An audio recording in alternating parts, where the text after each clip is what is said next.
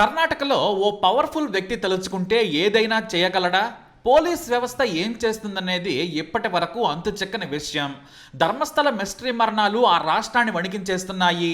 అయితే గత 10 ఏళ్లలో 450 మందికి పైగా ధర్మస్థల చుట్టూ ఉన్న గ్రామాల నుంచి అదృశ్యమయ్యారని పోలీసులే చెబుతున్నారు. మరి ఆ అదృశ్యాల వెనక ఉన్నదెవరనేది కనిపెట్టాల్సింది కూడా వాళ్లే కదా.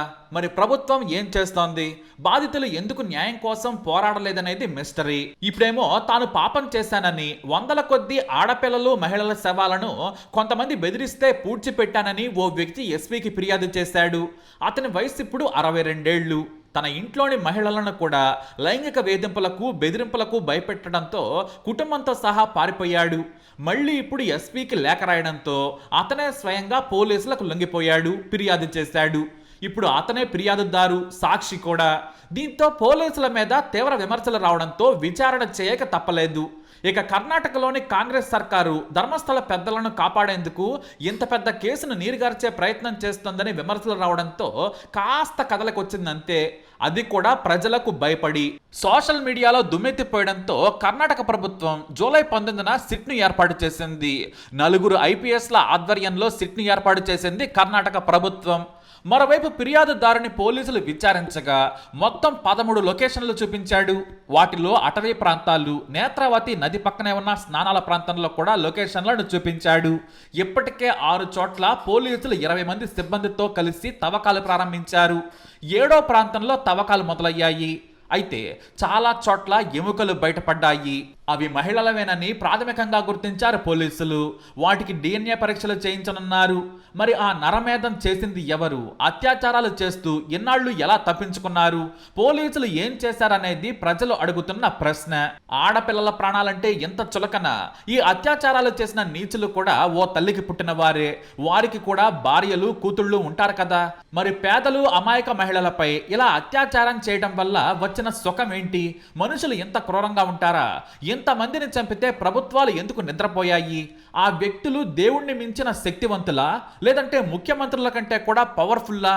నేరాలు చేసే వారిని ప్రభుత్వాలు కాపాడుతాయా? ఇదేం ప్రజాస్వామ్యం అంటూ ఒక్కొక్క కన్నడిగుడి రక్తం మరిగిపోతుంది. ఈ నరమేధం వెనకున్న రాక్షసులను పట్టుకుంటారా? ఆ సాక్షిని ప్రాణహాని లేకుండా కాపాడుతారా? లేదంటే అతన్ని కూడా మిస్టరీ మరణం కింద లెక్కల్లో రాసేసి క్లోజ్ చేస్తారా అనే భయం కూడా అందరినీ వెంటాడుతోంది. ఎప్పటికైనా ఆ కుటుంబాలకు న్యాయం చేయాలి. కాదు, మన ఆడబిడ్డలకు న్యాయం చేసుకోవాలి. ఎందుకంటే ఇలానే వదిలేస్తే ఇంకా ఎంతో మంది ప్రాణాలు పోతాయి. చిన్నపిల్లలను కూడా వదలని నీచులకు బ్రతికే అర్హతే లేదు. చివరకు ధర్మస్థలిలో తాను చేసిన తప్పులకు ఆ వ్యక్తి జీవిత చరమాంకంలోనైనా కూడా వచ్చి ఫిర్యాదు చేశాడు. లేదంటే ఆ నీచులు చట్టం నుంచి తప్పించుకునేవారే. తన పైవారే ఈ పని చేశారని ధర్మస్థలలో పనిచేసిన ఆ వృద్ధుడే ఇప్పుడు నా వల్ల బయట ప్రపంచానికి తెలియకుండా పోయిన వారికి న్యాయం చేయాలని ధైర్యంగా వచ్చాడు. కానీ తన ప్రాణానికి రక్షణ కల్పించాలని కోరాడు ఆ వ్యక్తి. 1998 నుంచి 2014 వరకు ధర్మస్థలలో పారిశుద్ధ్య కార్మికుడిగా పనిచేశాడు. కానీ ఆలయ పెద్దలు కొంతమంది బెదిరించి తనతో శవాలను పుడిపించారు. చివరకు నా కుటుంబం వరకు ఆ పాపం వస్తుందని అనుకోలేదు. నా ఇంట్లోని వారిపై కూడా లైంగిక దాడికి తెగబడే ప్రయత్నం చేశారు. అందుకే పారిపోయాను. ఆ పాపమే వెంటాడుతోంది. నాకు రక్షణ కల్పిస్తే నాటి ఘటనలను బయట పెడతానని లేఖలో రాశాడు ఆ వ్యక్తి. ఇక ఇదే సమయంలో 20 ఏళ్ల కిందట తన కూతురు ధర్మస్థలకు వచ్చి అదృశ్యమైందని సుజాత భట్ అనే మహిళ ఫిర్యాదు చేశారు. ఆమె పేరు అనన్య. MBBS చదువుతున్న తన కూతురుపై కేసు పెడితే పోలీసులు తీసుకోలేదు. పైగా నన్నే బెదిరించారు. కొంతమంది కిడ్నాప్ చేసి చిత్రహింసలకు గురి చేశారని కూడా ఆమె ఆరోపించారు. అయితే ధర్మస్థలకు గత 50 ఏళ్ల నుంచి ఒక్కరే ధర్మాధికారిగా ఉన్నాడు. ఆయన రాజ్యసభ సభ్యుడు వీరేంద్ర హెగ్డే, బీజేపీకి సన్నిహిత వ్యక్తి. కానీ కొంతమంది బాధితులు ఆయన తమ్ముడితో పాటు కుటుంబ సభ్యుల మీద కూడా ఆరోపణలు చేశారు. కానీ వారితో పెట్టుకుంటే ఏ కేసు నిలబడదు. అసలు పోలీసులు పట్టించుకోరు. న్యాయస్థానాలు కూడా వారికి అనుకూలంగా తీర్పులు వస్తాయన్న విమర్శలు కూడా మొదలయ్యాయి. 2014లో అత్యాచారానికి గురై హత్యకు గురైన సౌజన్య మరణం సమయంలోనే ఆమె కుటుంబ సభ్యులు తీవ్రమైన ఆరోపణలు చేశారు. ప్రజా సంఘాలు కూడా న్యాయం కోసం డిమాండ్ చేశాయి. అయితే కొంతమంది యూట్యూబర్స్ తో పాటు సీనియర్ జర్నలిస్టులు కూడా సోషల్ మీడియాలో తమపై అసత్య ప్రచారం చేస్తున్నారని హెగ్డే కుటుంబం బెంగళూరు సిటీ సివిల్ కోర్టును ఆశ్రయించారు. ఆ కోర్టేమో ఎవ్వరూ తప్పుడు ప్రచారాలు చేయొద్దని తీర్పునిచ్చింది.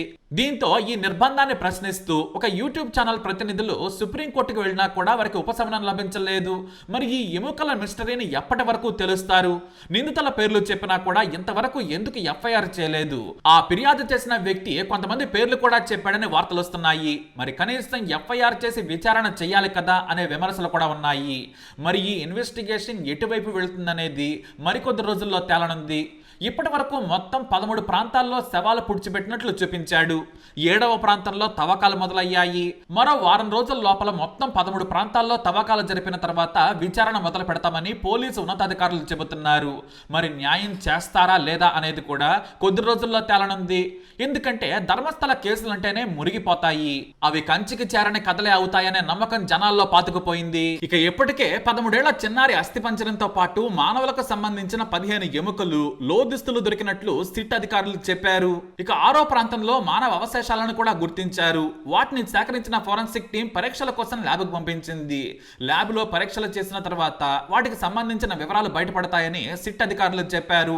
మరి లోపల ఏం జరుగుతుందో ఏమైతుందో ఎవరికి తెలియదు, కానీ అసలు నిజం మాత్రం ఆ తర్వాత బయటకు రాదు.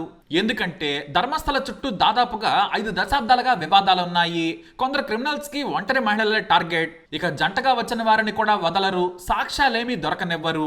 ఓపెన్ గా అక్కడ డీ గ్యాంగ్ గా పేరున్న నేరస్తుల ఆగడాలు ఇక్కడ ఓపెన్ సీక్రెట్. కానీ ఎవరూ నోరు మెదపరు. అయిన వాళ్ళు కనిపించకుండా పోయినా కూడా బాధిత కుటుంబాల కన్నీళ్లు ఇంకిపోవడమే తప్ప న్యాయం జరగలేదు.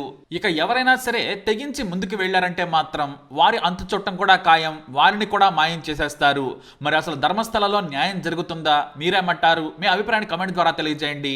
ఈ వీడియో అప్డేట్స్ కోసం మా ఈ ఛానల్ ఫాలో అవ్వండి. అలాగే తప్పకుండా సబ్స్క్రైబ్ చేసుకోండి.